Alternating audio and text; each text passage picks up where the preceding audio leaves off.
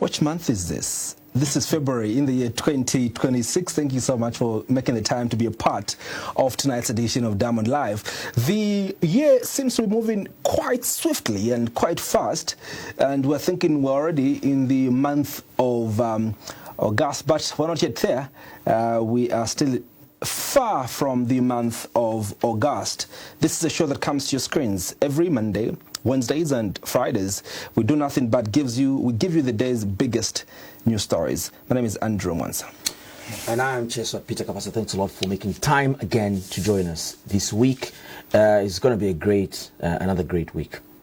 And my name is Jumwega Chileshe. Quite the jump-packed show we have tonight. Our guest is a former press aide for the sixth Republican president in Edgar Chagalungu, Amos Chanda. He'll be joining us tonight on the show. But, gentlemen, it's a brand new week. I don't know how true it is. It feels like it's almost August, as Andrew is saying. But I don't know where you're rushing to. Yep. Because it's still the month of love, actually. It's the month of love. I don't think it's still the month of love because it's still February.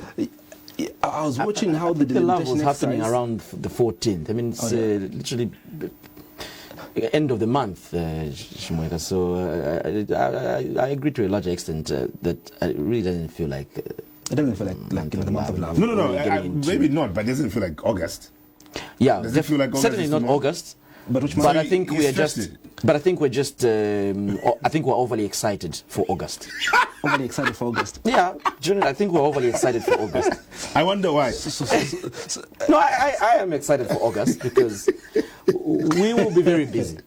Okay. We will be very busy this August, and just how the year is unfolding. I think Andrew, you've had quite a run with some government officials the last couple of weeks, so it actually should be even over exciting for you. No, not at all. But I think for me, it's too early in the show. The reason for why, I think the reason for why I said it feels like August already is because I've been following the delimitation exercise and I've been watching how the Electoral Commission of Zambia has been conducting these exercises from different parts of the country, and having to follow from start to end, it feels like we're already in the campaign period because the tensions are just so hyper by people are so sensitive when it comes to issues of delimitation. I was watching one today where one guy just said what he's had to tell him to say. So for me, that's the justification why it feels like, August. But guess what? We are still very far away from August, and Parliament dissolves on the 15th of May, which is in the next 57 days. And elections are on the 13th of August, which is in less than 200 days.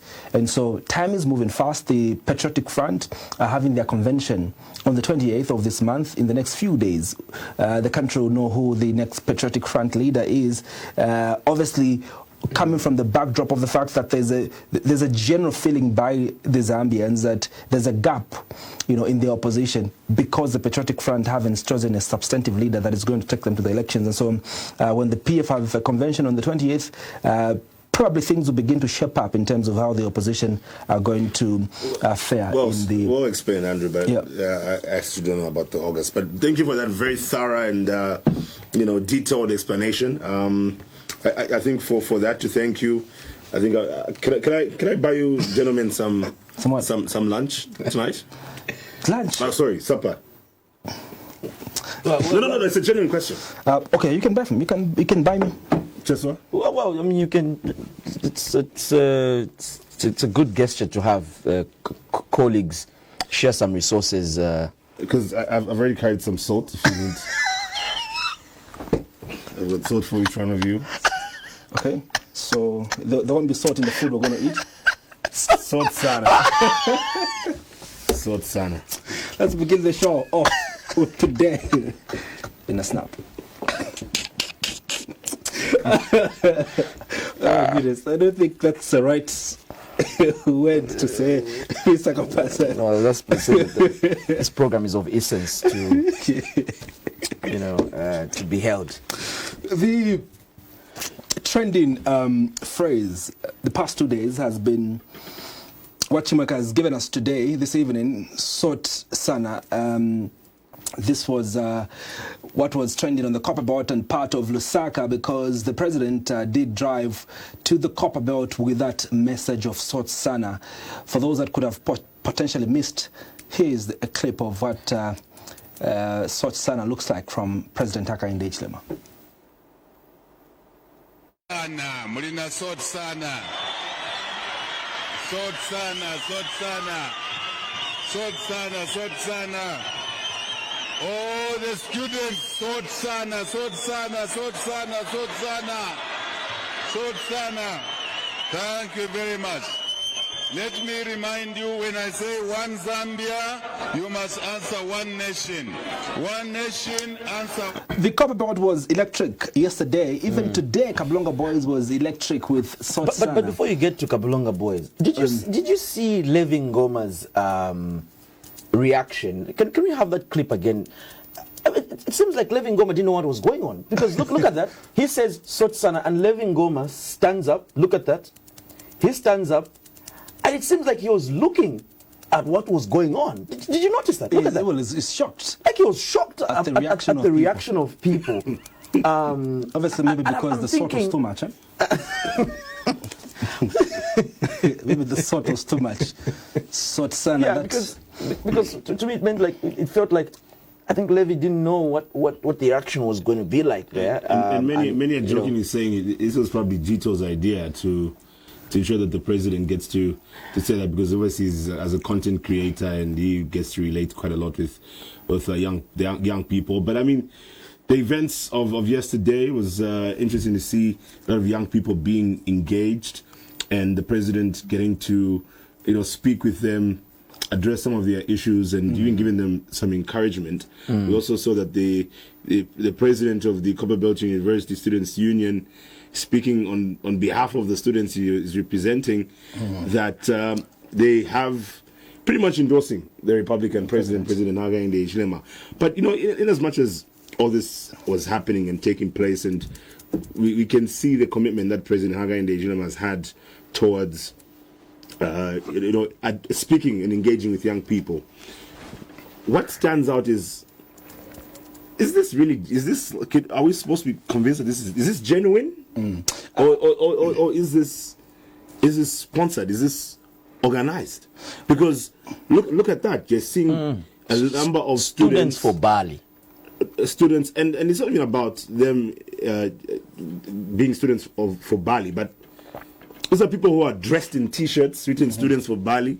There's someone that printed those T-shirts. Somebody printed them. Number one. Number one, how they got there and their numbers coordinated as they were. Well, they went in buses.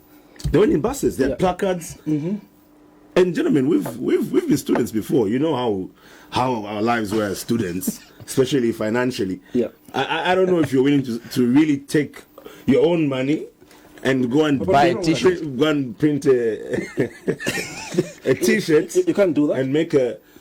Look back at your days as a student. I think let's really. And yeah, but that's a gentleman. Andrew, you and I have been at the University of Zambia. We've had that experience before, and we know what gets to happen. And the situations at UNZA, for example, are similar to that of the Copperbelt University, and this has raised a number of questions on the authenticity of what we saw yesterday. I think for me, what I love the most is how the young people were so. President Hakainde Hichilema, made the environment so friendly for the students. The mood was electric, like I said earlier on, and we are seeing that he is slowly beginning to grow that attachment, with the young people. He's adopting phrases that, are speaking to the language of young people. Just the Bali itself, I think Bali was a good catch. I think he's been very consistent, with that. But I think Chimoka raises very serious issues here that is this truly genuine support that the students came to offer President Hakainde Hichilema? Obviously, we would not, we can't measure what genuine support looks like. Yeah. But I think what is true also here is that obviously these students were coordinated properly, and by the schools themselves, this is what we're getting from NOTEC, because there's a statement from NOTEC here. The schools. So there's so there are over 17 universities. Yes, 17 tertiary higher learning institutions. Yes, there's over 17 of them. But even I know you're making reference to NOTEC, because there was what was said to be a riot at Northern Technical College. But those clarifications came through earlier today, a press briefing, where the clarification that was made was that it wasn't really what people are purporting it to be, that the people rioting. And from the explanation, they say these were people who just were expecting expecting some lunch allowances, and that delayed. So there were frustrations that eventually that made it seem like it was a riot, what people are purporting to be a riot. So now what are we saying? So I mean the school sent them to go and endorse, or what is the conclusion from this? So the school sent them to go and support the president, the principal, Mr. Martin Kasonso. I was watching him. He says that they will continue to support President Hakainde Hichilema. They're happy with what he's doing. Even on Labor Day, they're going to send students to go and support. They sent close to 3,000 students to go and offer support to President, Hakainde Hichilema. Were they also wearing the students for Bali? Yes. So meaning you have a school that has endorsed, will send you to go and pretty much endorse a presidential candidate. Yes, that's what is happening. So, and now what will be interesting is, do they have the freedom and ability to do that for any other candidate that is not the ruling party president? If, for example, if they want to endorse Mr. Brian Mondule, would they do the same thing? If they want to endorse Mr. Harry Kalaba, would they be able to do the same thing? I think obviously they are working with one principle, that they support the government of the day. But it's not the government here, because now this is. They support the government of the day. But that's been political, because it's, for example, it's the same conversation we have with people in the civil service, permanent secretaries. Mr. Tabakawana the other day was saying, well, there's a distinction between endorsing or being political about the president and supporting government policies, which is true, because you can be in support of government policies, and in fact, without you being political about it. But this has a lot of politics to do with it, because they're endorsing a presidential candidate. In fact, President Hakainde made it very clear that he's asking all the students across the country to become his campaign managers. So, and here's where the conversation also comes in when we talk about multi-party democracy. For a long time, student unions have had the reputation of being these fierce watchdogs, these people who keep governments on their toes, accountable. And we've seen quite a number of people who've emerged from this student union leadership. And I've served in different governments. We can look at people like the spokesperson, chief government spokesperson. I believe Antonio Mwanza as well. People like Antonio Mwanza. I believe even from the Ministry of Education. I believe even Mr. Douglas Siakalima as well was a part of it. But now, what we're going to see is student union leaders who will be speaking at government functions. For example, the vice president at the University of Zambia Students Union, Jemima Mwaba. We saw the community engagement in Southern Province when President Hichilema was engaging with the community. She was there. She spoke there. In fact, even during this occasion, she was there on the Copperbelt. So meaning she's going for this function. Well, she's a politician. Well, and that again needs to be made. Is she going in the capacity as ZASU vice president? Is she going in a capacity as a politician? That perhaps also needs to be made clear. And I don't know if that has been made clear to, number one, the rest of the public, and even just for the student population. Because sometimes, especially for students, they'll look at some of these issues. Are there issues internally being addressed, even as they get to see their leaders engage with government? Yes, President Hichilema is very, very key about engagement, rather than resorting to some of these, actions that will cause some sort of chaos. And I think one thing that also President Hakainde Hichilema must be very careful with is the students, because we saw the same thing happen under President Edgar Lungu. Students across the country supporting President Edgar Lungu. But just here at the University of Zambia, President Edgar Lungu, lost the elections there, which entailed that the majority of the populace there at UNZA didn't vote for him. And so he mustn't blind himself with the with the applause that he's receiving from students. That is what is true. Also, what is true as part of one that has experienced union politics on campus, obviously there's great fear. Chumaka says that are students allowed to also endorse other presidential candidates? There's great fear that when and by the way, if you talk about there's students in themselves in their personal capacities collectively, and then the student union leaders. That's true. So that's what we're talking about here. We're talking about the union leaders. Even students themselves. Even the students, you can do it in your personal capacity. Because you're a citizen. It's like just any other citizen. But now if you're a union leader, you carry a certain position and responsibility. Yeah, which entails that the responsibility is not just for your own personal gain. It has to, you have to imagine that you are taking care of the rest of the students. And you're representing different kinds of people. You can't just be UPND. That's why Chumaka asked here that when, for example, the Unzastu vice president goes on political platforms and openly endorses President Hakainde Hichilema, is she endorsing the president on behalf of the student populace or on her own behalf? Because when she's been introduced on stage, they introduce her as the University of Zambia vice president. And so is she carrying the endorsement as the union or but of course, capacity? How do you remove her position and which is at very that time? And which is very important. And I think we must begin to be very honest, with ourselves when we are having these discussions. The student unions across the country have highly been polarized, and most of them, sorry to say this, but vuvuzelas of the government of the day, and it's not on the UPND, but even the successive governments, they've been behaving the same. And obviously, the major reason is I want to eat something. That's why most of them, would appear to endorse the government of the day. But also, from my own experience, having been part of the student politics at UNZA, one would not openly endorse the opposition. Not that because they don't believe in them, but because they are scared that they're going to be expelled from the university. All right, and this is very common for participating in politics. For participating in politics, but it's okay if you support the government. It's okay if you support the ruling party.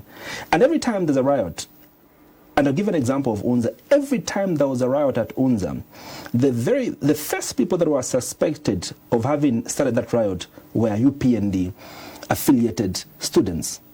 All right? Then the UPND was in opposition. So they believe, the school management believed that the only people that could cause confusion is the opposition. And so this is what, transpires in universities. And I think President Hakainde Hichilema, is aware that he can't be hoodwinked by, the numbers that came yesterday. Obviously, majority of them are not supporting him fully because they believe in his policies. Most of them is just a euphoria, of everyone is wearing Bali shit and whatnot. He's brought back new allowances. And not only that, we're being told people are given lunch allowances. So, and imagine you're a student. Yes. I mean, any buck you can make, any whatever you can. If you're going to get lunch allowances, you'll be for it. And I think at the end of the day, the biggest lesson, like you were saying again, Andrew, is the fact that when people go to vote, they make a personal decision that will remain with them, or maybe whoever they decide to tell, if they decide to tell. So people can take money, but the decision they get to make will be their personal secret. But I guess it also exposes a bit of the intolerance that has been in existence, or that number of people have complained about to be in existence, whether it's from the current regime, from the previous regime. Under the previous regime, we're going to see how the school literally was closed indefinitely, right? Because of some of these actions that students would take. So maybe there's also fear from students generally that if we decide to rise against, or if we decide to make a stance publicly of national interest, we'll just have ourselves to blame. We'll be closed down, and we don't know when next to be open, like it happened under the previous regime. So maybe we find that people still feel the same way now, that because before, and you can probably agree to this, Andrew, there's certain people who, if they even try to stand or contest, if they're believed to be in any books with, especially the ruling party, sometimes people would lose. Yeah. They would lose their candidacy because of that. You have the general population, the student population, feeling this person is a betrayer. We cannot trust them, so we cannot vote for them. But it seems things have changed now, where I think you still have people who don't mind, or maybe you just have people who are indifferent. Maybe the current student population is just indifferent towards national politics. That you can have your union leaders be a part of this and that, and it's no big deal for you as long as you're able to get to school, do what you can, and get your degree. You're out. I know we're getting to the former press aide just now, but I can tell you, whatever candidate, a presidential candidate, is going against President Hichilema must be as likable as he is. I think the president has really portrayed a very humorous. He's really positioned himself as someone who the young people can relate with, and I think that his team seems to be doing quite the job.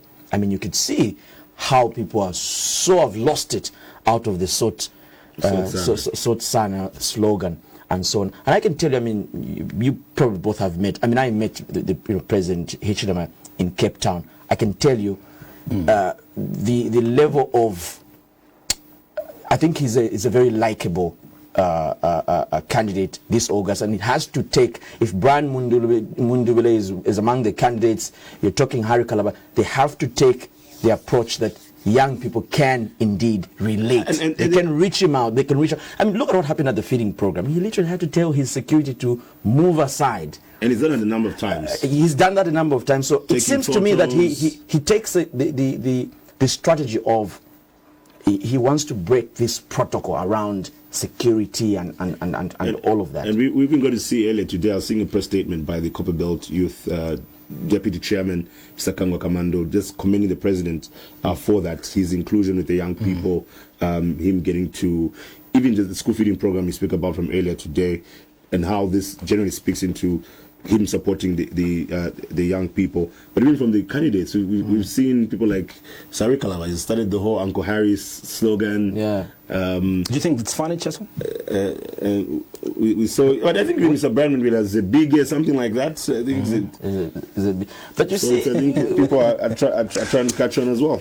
Yeah, but you know, with not to say that other candidates will not have a strategy ahead of the election, but it seems to me that President Hichilema is already unfolding his strategy very, very quickly, and he seems to be getting on to the ground with the students already. And you seem to like it a lot. Well, not that I am endorsing, or not that I love what he's trying to do. I just think that he's. Should we expect you to Bali? No. You don't expect. You don't expect for Bali. You don't expect me to endorse, or you don't expect me to tell you that he is the person you should vote for.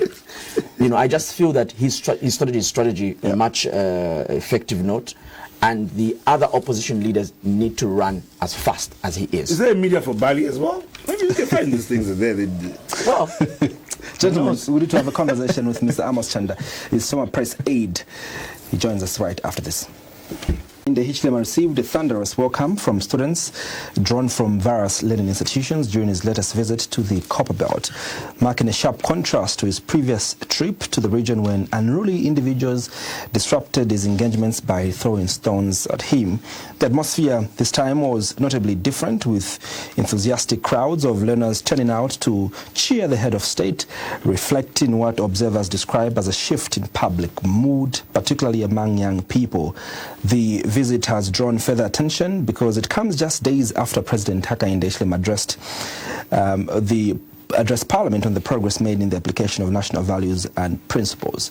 Meanwhile, the President also officiated the implementation of school feeding program earlier today at the Kablonga Boys Secondary School. On tonight's edition of Diamond Live, we discuss these developments that have happened in the country the past few days. Our guest is former presidential press aide, Mr. Amos Chanda. Mr. Chanda, good evening. Thank you so much for making the time to be a part of tonight's edition of Diamond Live. Thank you, gentlemen. Good evening.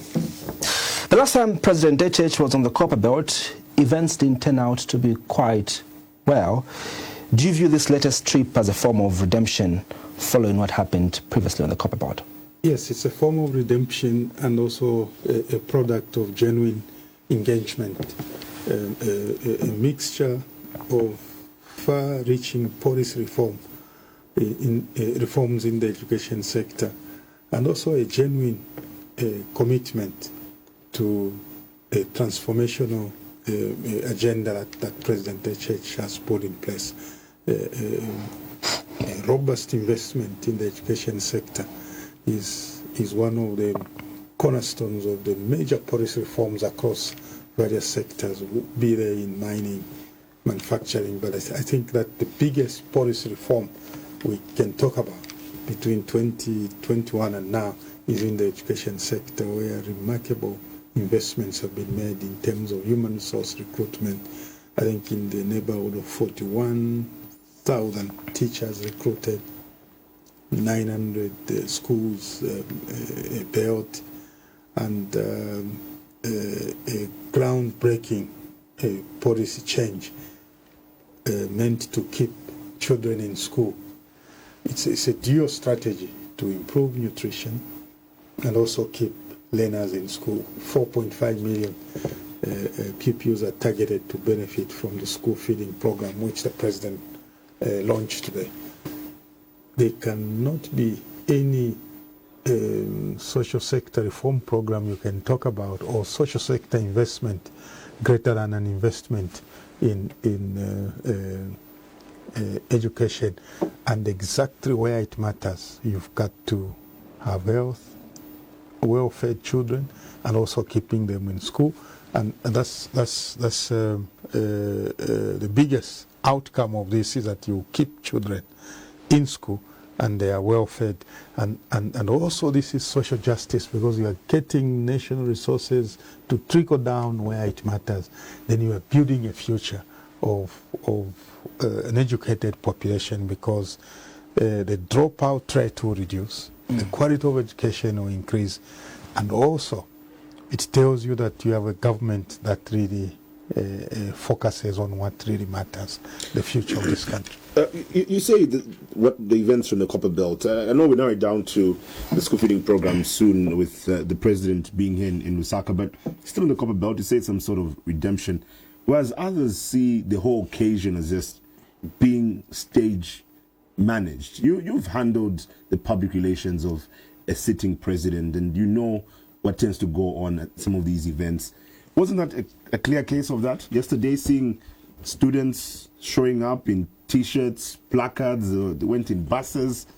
Isn't that a big sign of a stage-managed event? No, there was no pretense. When students offered that they will turn up and that they want to be uniform, to show support to the president, there was no point in pretending that yes, they came abruptly. They showed support that the president was coming to the Copperbelt. They engaged with the relevant officers in State House, led by a special assistant for politics, and some organization, some sort of organization was to be made, because it's not in Kitwe alone where those students were coming from. They were students that were to come from Notek. It will be an imposition. Lunch allowances, by the way. Yes, the principal has confirmed that they were given lunch allowance. It's not unusual, but there was a groundswell of support, organic, germinated from the students themselves. I speak to student leaders myself. I know that was organic, and then the organic display then has to be organized. Yeah. In an event that probably lunch allowance wasn't provided for these students, do you think President Hakainde Hichilema would have pulled an organic crowd? He would have, but what is so controversial about the lunch allowances, as long as those allowances were not raised from illicit means, there's no problem about that. But they act as an inducement for them to... That the people have to be incentivized to show their support. There are a lot of developments, whether sometimes in the church, sometimes among youth groups, sometimes among football supporters, where the centrally organized authority feels a need. Particularly, these are disadvantaged people. They are not in formal employment. They are in school. and therefore some form of transport and feeding was provided to them. But if you take away that and try and stage that event again, you will see that those people will turn up. There's been an investment, there's been a remarkable change in the welfare of students, that the meal allowances are back, the bursaries has been increased and spread. So there's got to be a reaction, whether there is a 50 kwacha lunch allowance or not. Those people have gotten, for instance, sponsorship for 4-year degree program under bursaries. What reaction do you expect out of people like that? Don't you think this raises eyebrows? Because now you have a school that confirms that they were giving lunch allowances, incentives to these students who made it for this particular event. And secondly, you say you also engage with these different student leaders and so on. Looking at where we're coming from as a country, historically you can agree that student unions have been the voices that will be able to keep governments in check, keep them on their toes. And this has not been a common trend, where you see student union leaders engaging with the government of the day to this particular level, and even going as far as endorsing a presidential candidate. Don't you think this raises further eyebrows as to what could be going on? Within the student union board, if there are alternative voices that think that the amount of resources that are being committed to even on University of Zambia, Nkrumah, and other private colleges, that the reinstatement of bursaries is a bad thing, they can pronounce an alternative view that they don't like a president who has retained bursaries. If there are students who think that the extension of these bursaries from CBU and University of Zambia to extend to private universities, that is a bad thing. Within that student body, there must be a pronouncement that they would rather endorse a presidential candidate who says they will remove student meal allowance. Should they even be endorsing, especially for the student union leaders? Yes, it's a democracy. They can. And within the student body, if there is an alternative view, they can also offer an alternative view and endorse a different So you don't think that they need to be apolitical, that they need to have a neutral student politics is intertwined with national politics. I don't see a problem, as long as that there is no disadvantage against those who don't endorse. From your heart of hearts, do you see genuine love by the students to President Hakainde Hichilema? I think so. It's remarkable what has happened. If you've not been through the process and see the difference, yes, it looks peripheral, but what has happened within universities is remarkable. Can you tell me that, for instance, let's go to grade 8, and the person who was having maybe one meal or no meal at all, and they go into school at 7 hours and knock off 16 or 17 hours without a meal. When this person stays in Kablonga Boys from grade 8 up to grade 12, and they have attained these extraordinary 4 years without the problem of having to think about lunch, and they've gotten 6 points and they go to the University of Zambia, do you think these people will be saying that Hakainde ni oipa? No, they will say mlisoti sana mli Hakainde. The trip by President Hakainde Hichilema to the Copperbelt was very peculiar, like I said in my introduction, because the last time he was at the Copperbelt, things didn't turn out to be so good. I'd like to find out from you whether you think, the UPND generally is popular on the Copperbelt. There is a problem of transformation of the mindset. There's been a vigorous intervention to organize the mining sector. All those large portions of ungoverned space where illegal miners, where you go into a licensed area, bump off the licensed area, and you are tolerated because you are pro a ruling party, the owners of the licenses can be invaded. There is restoration of order, which is not going very well with established gangsters. So that is never going to be popular with certain groups. So, but the government that knows that the only way mining sector, any businesses, whether it's a market store, is when there is a restoration of law and order. that government will stay focused. The president made an announcement that he will be returning to Chingola, particularly to go and look at the people whose market stores were programmed. These are the small businesses that must be protected. The duty of a president in any country should be just protecting life and property. So you agree that some of these rigorous decisions you're making are making the president unpopular, like fixing the mining sector? Yes, when he insists that there should be no lawlessness in the mining sector, he will be unpopular among the gangsters. But that does not mean that a well-meaning president must retreat and succumb to the lawlessness and blackmail of lawbreakers. Do you think this will cost you a vote in the August elections? The moral majority will see that in the final analysis, I think that an organized mining sector is more useful, even at the expense of political consequences. I think an organized mining sector where people's license areas are respected, where companies where small businesses are protected, you cannot govern. Again, I ask, do you think this will result into a negative political consequence for you as you in some pockets of lawlessness, yes. But I think the moral majority will see the good that is in the overall policy of organized. I think that there is a difference in certain areas, if I must take you into confidence, that even before the authorities, the military, move to further enforce the mining regulations and law and order in Mpika, it's much more organized than it is in Chingola. It's much more organized than Mufumbu. That is the kind of order that the government wants. That even when people are aspiring for artisan mining license, there must be basic minimum standards. That does not interfere with the environment. That does not interfere with farming communities, poisoning the environment and all that.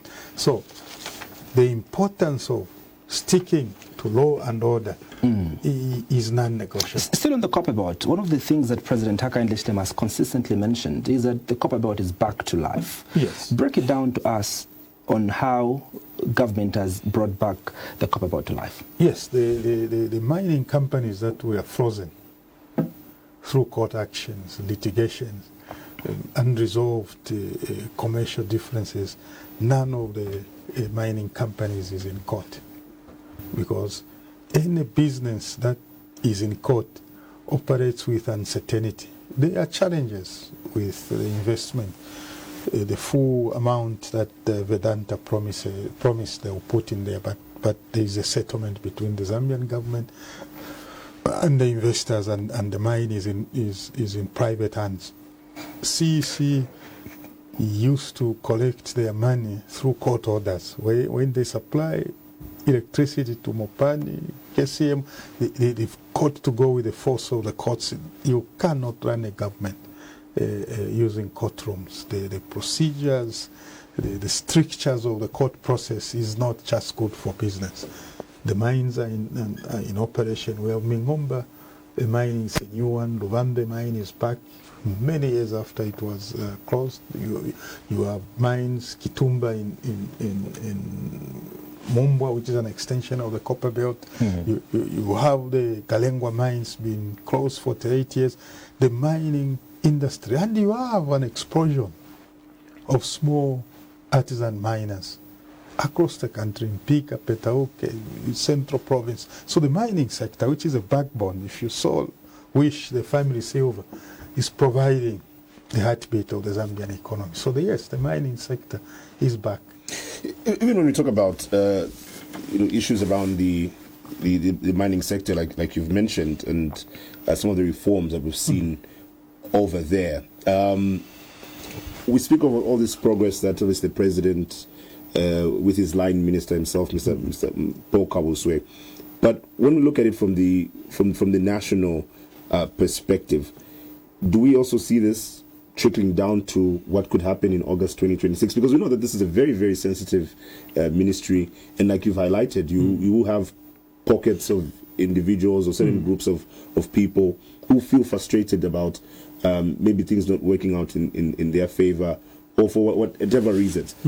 But do you think this would be a strong position enough to convince people for President Hakainde Hichilema? There's been an enactment and fully implementation to make the Minerals Regulations Commission is fully operational to smoothen operations in the mining sector. There has been an amendment to the Geological Act to ensure that the whole country is aligned properly with best practices globally in terms of geology and mapping. So the net effect and the confidence of the global mining industry that they have in the country now is greater than at any particular time. Maybe if you go back to the Anglo-American days, this is the only comparison. There's predictable tax regime. There's constructive dialogue between government and the mining companies wherever there are problems, and there are no court actions against each other, which characterized the mining industry for a long time in the past. The reason why I asked that is, I mean, there's been this very common assertion that, yes, we have mining activities taking place here, but the people who are benefiting the most are not from this particular, are not from Zambia, where these resources are coming from. And this is seemingly a major concern that commonly arises from a number of people. So what's your comment on that? That's how the mining sector operates. Like any other business, the greatest beneficiaries to any business are the shareholders, the ones who own that. So there will be a structural change when the existing mining sector, mining players, stabilize and inject confidence. Then you can progressively increase the stake in terms of ownership by Zambians. As it is now, it would be irresponsible for the Zambian government to step in and move towards nationalization under the gaze of making Zambian a benefit in there. Nothing stops, for instance, any Zambian from buying a stake in ZCCMIH, which has a stake in some of those mining companies. My view and the view of government, I think, is that there will be a progressive increase of the stake that Zambian people must have in the mining industry. The 400, 600 artisan miners that have been trained and given licenses are all Zambians. So that's how progressive policies should be.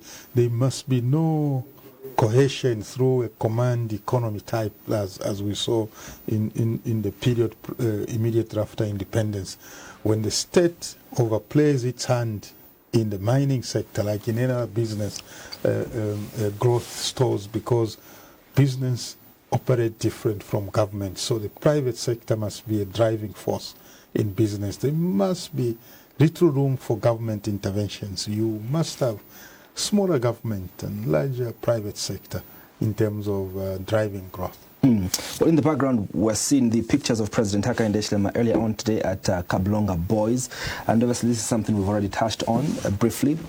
But I think we'd like to go back, to it, because this, seems to be the biggest campaign, message of the UPND, free education and free food, in public, schools. How important is this initiative by government to ensure that learners are given a meal at school? It's phenomenally important. I'll go back to the figures I gave you. The overall objective is to get 4.5 million learners under the school feeding program.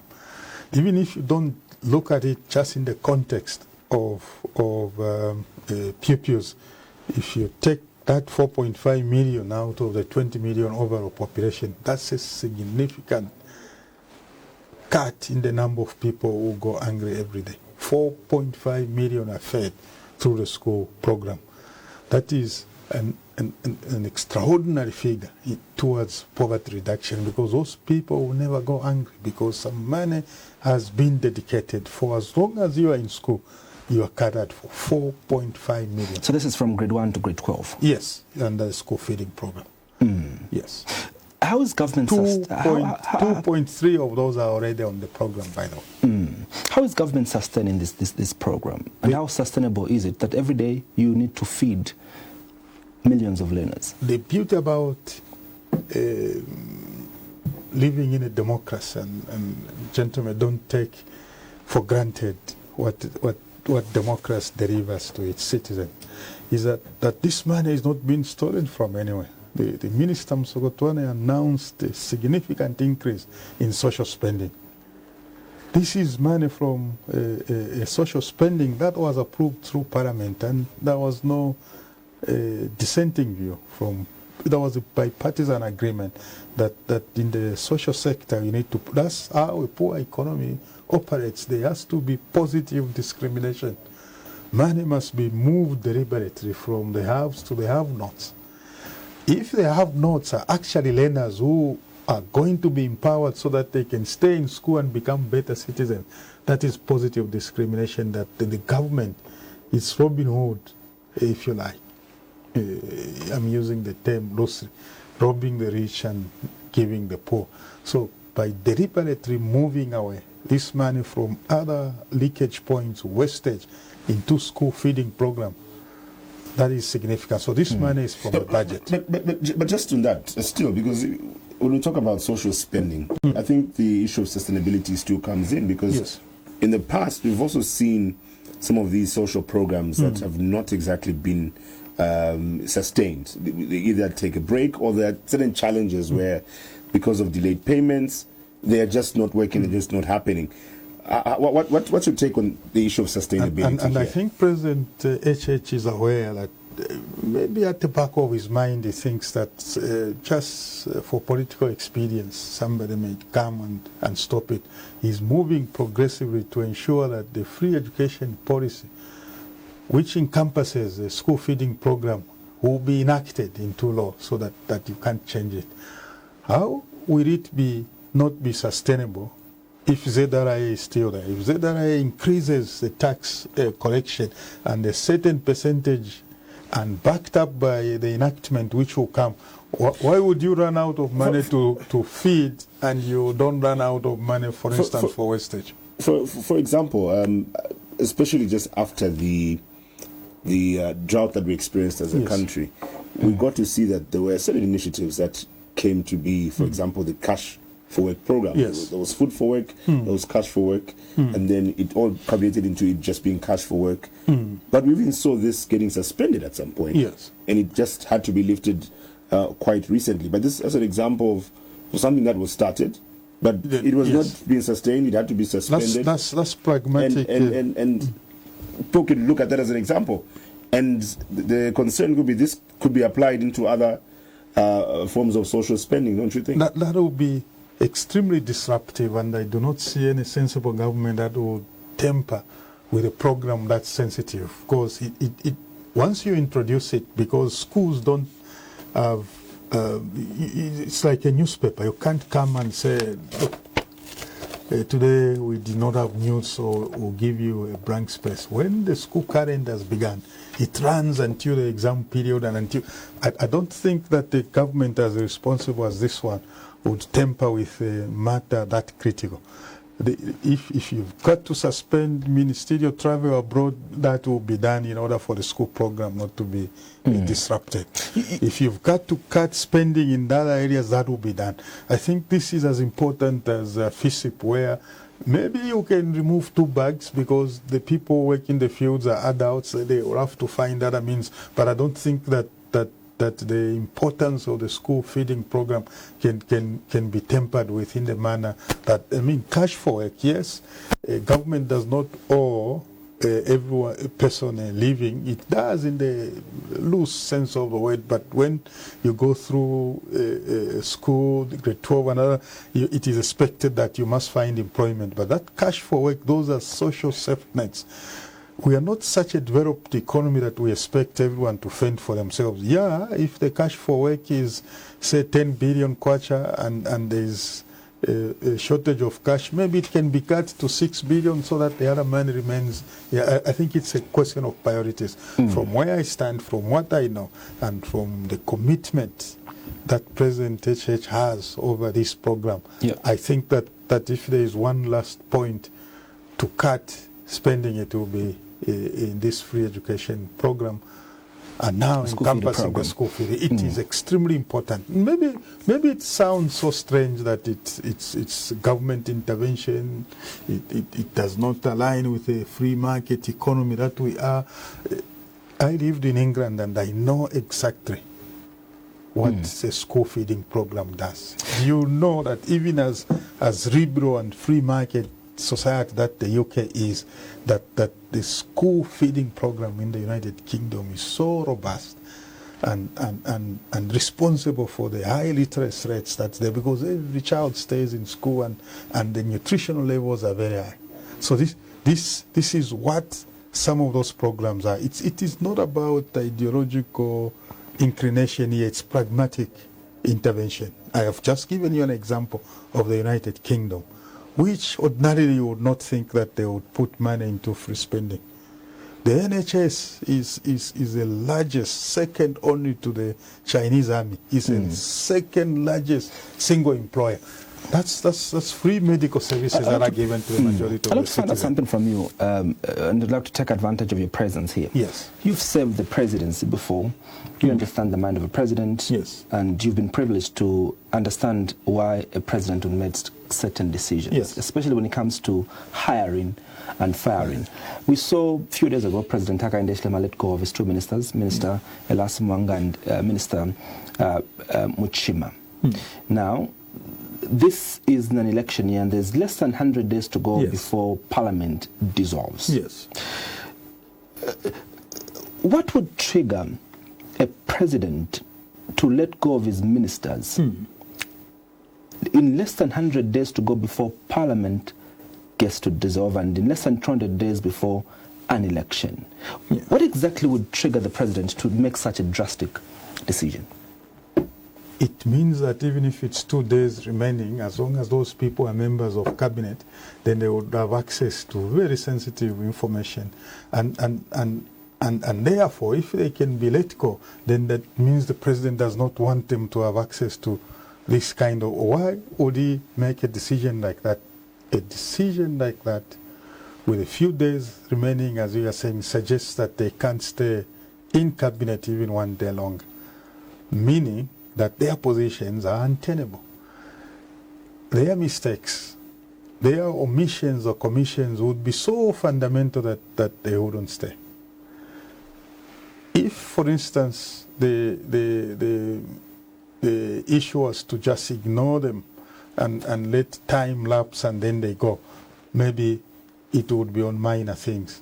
If, for instance, it comes to pass and it's confirmed now, I think the Secretariat has confirmed that it is over BO7, a constitutional motion, the Minister of Justice arriving in Parliament as I'm a bearer of the message from the President on this very important motion, which is a 2/3 motion, meaning 1 vote is essential, is critical for the success of failure.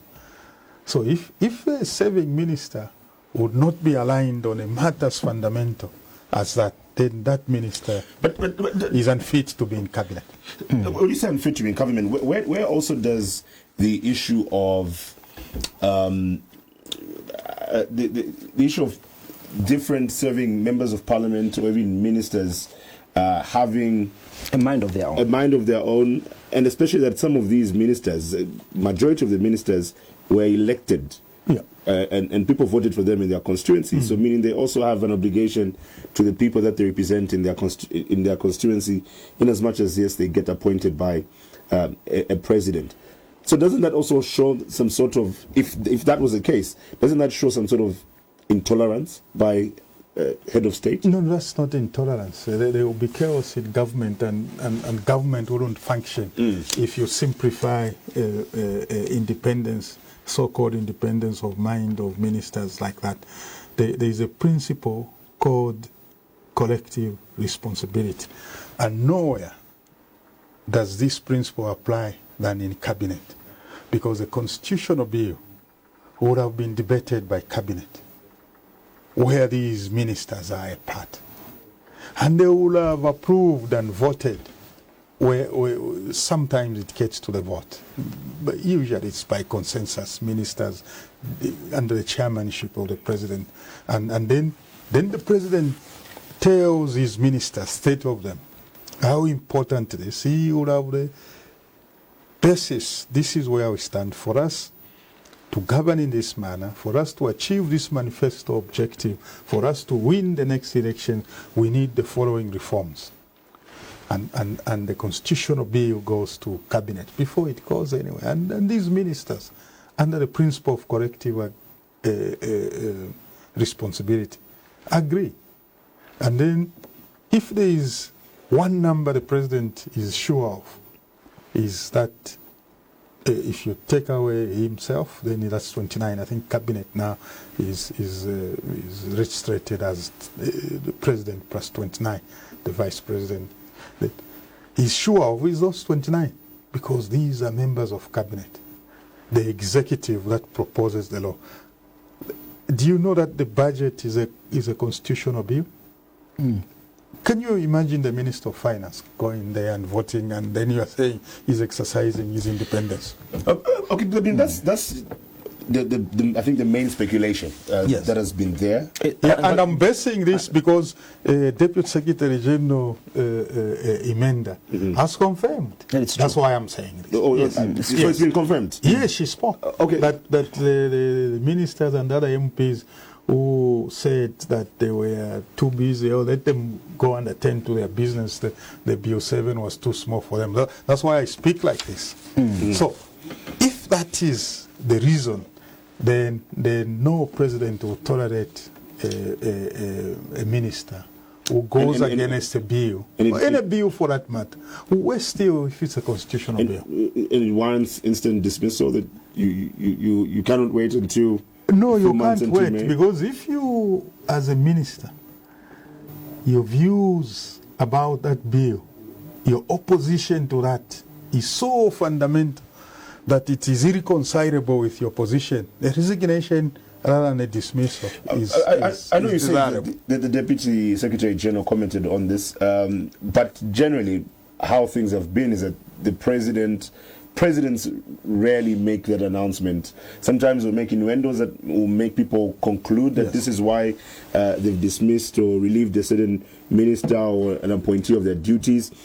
But do you think the president, we should have presidents announcing why? Especially for people who've served in these senior positions, that the public deserves to know why, from either the president or secretary to the cabinet, why they've been relieved of their duties. No, it's a prerogative of the president. Sometimes the president says it, sometimes... But should we make it a must? Do you think it needs to be a must? No, it shouldn't. It will tie the hands of the president. Because if you do that, then it presupposes that he must tell you the reason why he's hiring you in the first place. I'm hiring you because of this and this, then I'm firing you because of this and that. To grow our democracy, in fact, if you have to go back to what you were saying, that intolerance or advancement of free expression, if you are in the front bench and you express your view so strongly that you cannot vote for a constitutional bill, you must express it and inform the president that I will remain in the back bench. I cannot be in the front bench. Therefore, I'm tendering my resignation because I can't. If it is so strong that you can't even stay in the party, you can also even resign. Because at a certain level of responsibility and trust, any presidents, I cannot see any presidents anywhere in the world where a matter as important as that would be tolerated. Because then what would mean that the president can, if he can't govern 30 people who are appointed under his prerogative, then he cannot manage parliament. Then eventually he cannot manage the country, because there's got to be order. Government is a much more organized institution than the freedom of expression you are talking about. If that freedom of expression and independence of mind is allowed to rule collective responsibility, then there will be no president, because everyone will decide what they do. In conclusion, we have less than 200 days to go before Zambia goes to the polls. What are you seeing through your lenses, Mr. Amos Chanda? An increasingly disorganized opposition, as it has been. I think when I was last year to talk about this matter, maybe 6-7 months, I have not seen any change. I cannot see any real contender to stand up to President HH. Therefore, I can clearly see a clear path to victory by President HH. I can't see an alternative view to the policies of free education. I cannot see an alternative view clearly that can crystallize public support against him by this alternative. I can't see. I cannot see any alternative view about the reforms in the mining sector, education, manufacturing. I can see alliances that are completely sandwiched. The opposition is alliances without a leader. Clearly, you have the main opposition, the PF. 3 branches of the PF, first of all. It breaks in 2 branches of Tonse alliances. Tonse means one, but we have 2 Tonses. This massive confusion, we pack it on the other side. You've got the People's Pact under Mr. Fred Membe, several different ones. You've got to acknowledge some remarkable organization under Citizens First, but that is too small to mount a challenge on the president. You can see a well-organized neighbor here, Kelvin Fuwewarrior's party, but that is too small. So, taken in totality, I cannot see a real match in the next 200 days. So you're going into August 1-0.